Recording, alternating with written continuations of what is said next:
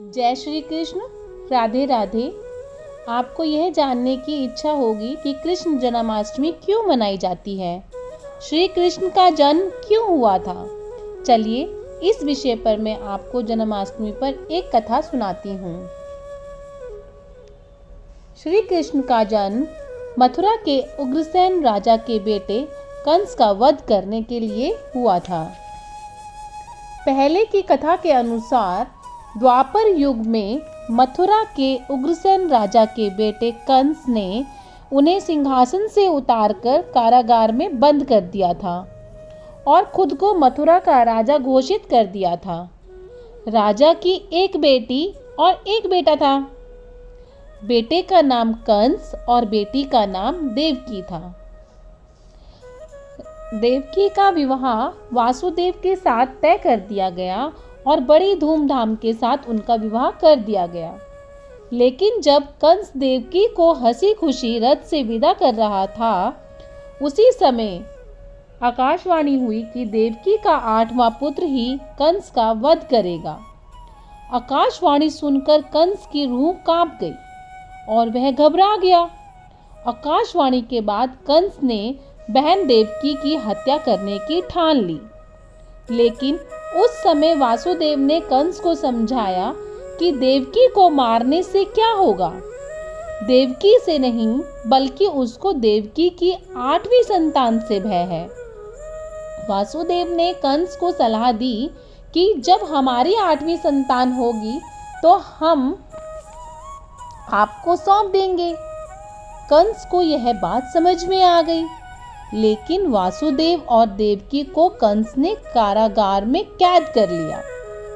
अब देखिए, जब देवकी और वासुदेव जी को कंस ने कारागार में कैद कर लिया था और कृष्ण जी का जन्म हुआ था, तो क्या क्या चमत्कार हुए उस बीच में। जब देवकी और वासुदेव की संतान हुई थी, 7 संतान हुई थी, वो कंस ने मार दी थी। अब 8वां बच्चा होने वाला था। आसमान में घने बादल छाए थे, तेज बारिश हो रही थी, बिजली कड़क रही थी और भगवान श्री कृष्ण जन्म लेने वाले थे।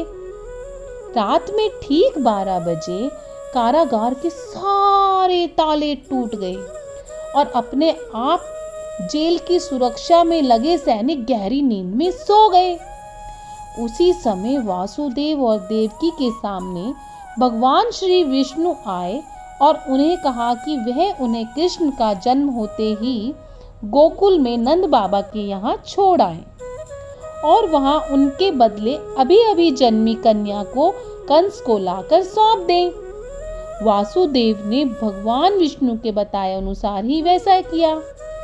कंस ने जैसे ही कन्या को मारने के लिए हाथ उठाया, कन्या आकाश में गायब हो गई और आकाशवाणी हुई कि कंस जिसे तुम मारना चाहते हो वह गोकुल पहुंच चुका है।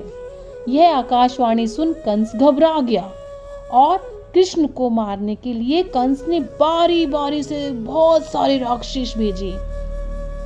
कहां पर भेजे? गोकुल में भेजे। लेकिन कृष्ण ने सभी का वध कर दिया, एक एक करके सभी का वध कर दिया।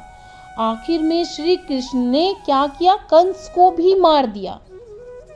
और अब पता चला आपको कि जन्माष्टमी क्यों मनाई जाती है, क्योंकि अष्टमी वाले दिन श्री कृष्ण जी का जन्म हुआ था और उन्होंने अपना जन्म लेने के बाद मथुरा में, गोकुल में सभी राक्षसों से संहार कराया था। जो राक्षस बहुत ज़्यादा तंग करते थे, उन सब से हम लोगों को, मथुरा वासियों को, गोकुल वासियों को मुक्ति मिल गई थी और जो कंस का राज था उससे छुटकारा मिल गया था।